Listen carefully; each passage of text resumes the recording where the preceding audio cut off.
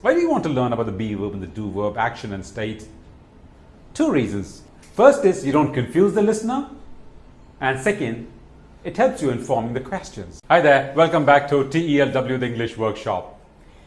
For those of you who are new here, my name is Manu, and I make videos on English language elements to help you improve your speaking skills and writing skills and therefore your communication skills. I'm hoping to be able to help you with your English skills. So together, both of us will learn new things with every video and improve. In this video, we're going to look at the two very important aspects of English communication skills, the be-verb and the do-verb. What is be-verb and do-verb? They are the two of the total three things that we speak about every time. In other words, we speak about actions, states and possessions. Right? For instance, action, I play, I eat, I sleep, etc. State, I am a teacher, I am standing, I am speaking, you are listening, they are coming. The states. And the third one is possession, I have a marker, I have a jacket, I have a house, I have a wife. Possessions. We'll look at possessions later on. Today we'll look at just two things, action and state. We're going to talk about 5 things here. Definitions, timelines, negatives, importance of do-verb, the do-verb and the be-verb, and of course some common errors that we come across. All right. Now let's start with the definitions. What's a state? A state means something that's very permanent. Now, I am standing, for instance, this is permanent. That's my state.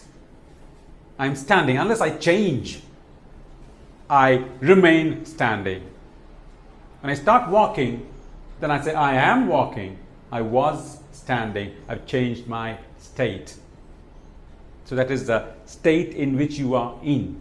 And to say that, you use the be-verb.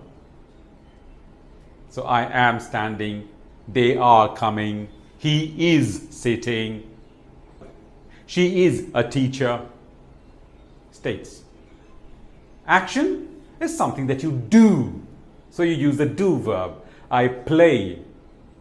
I write. I speak. I debate. I present. These are the actions. Now let's look at the timeline on this one. State and action.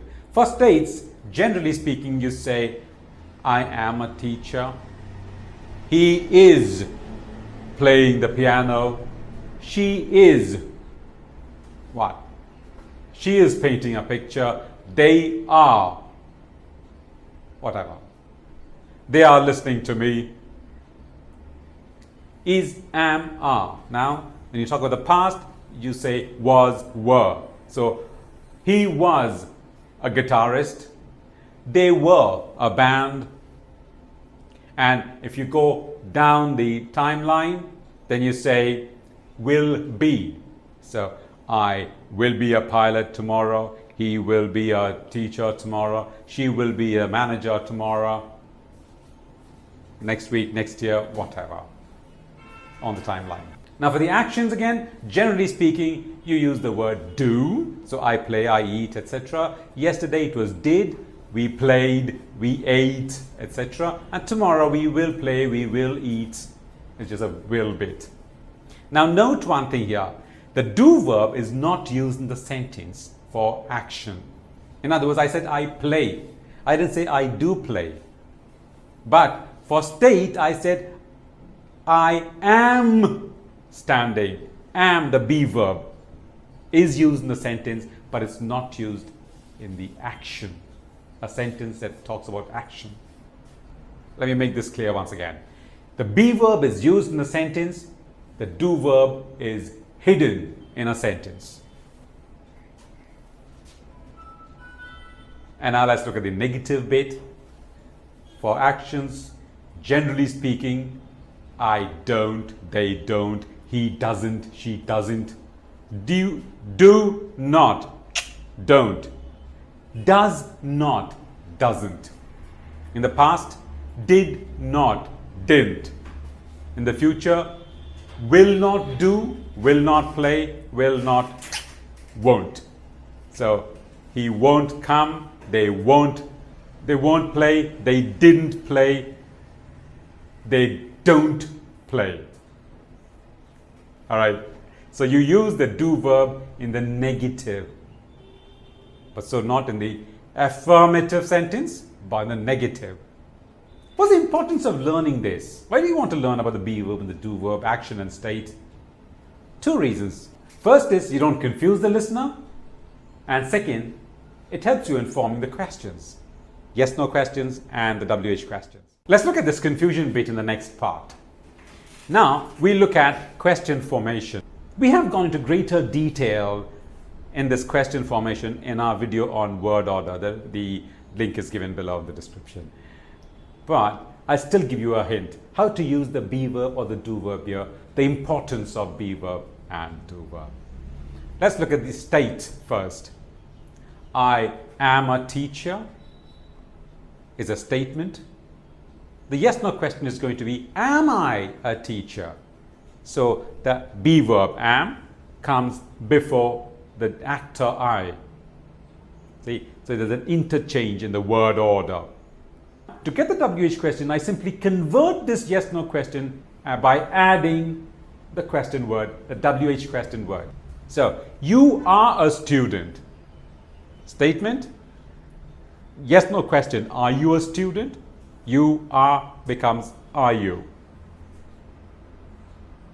Then if I want to ask a WH question, I can ask why are you a student?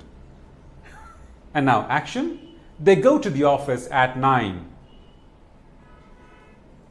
Remember I said the do verb is hidden. So the sentence grammatically would be they do go to the office.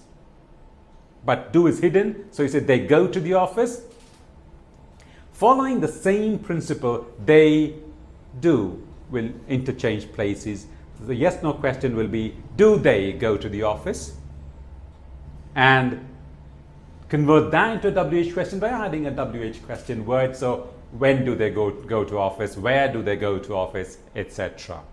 The second important reason why we need to know the be and the do verbs is to lay emphasis.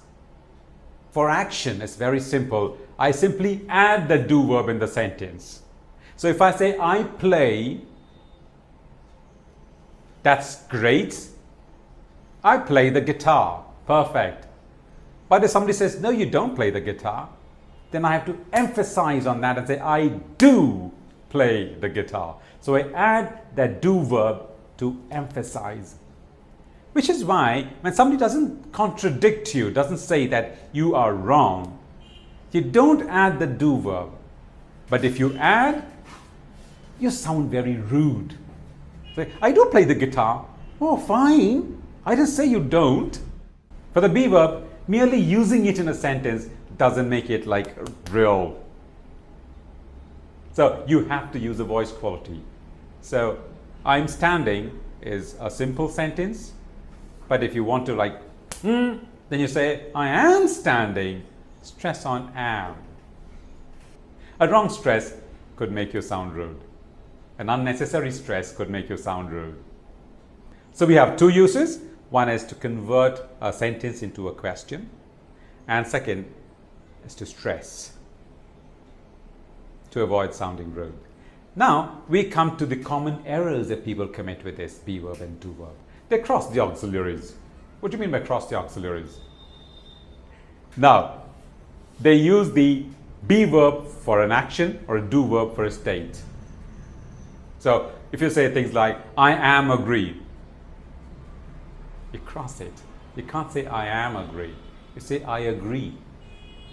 Similarly, if you say, I do teaching, no, I am teaching.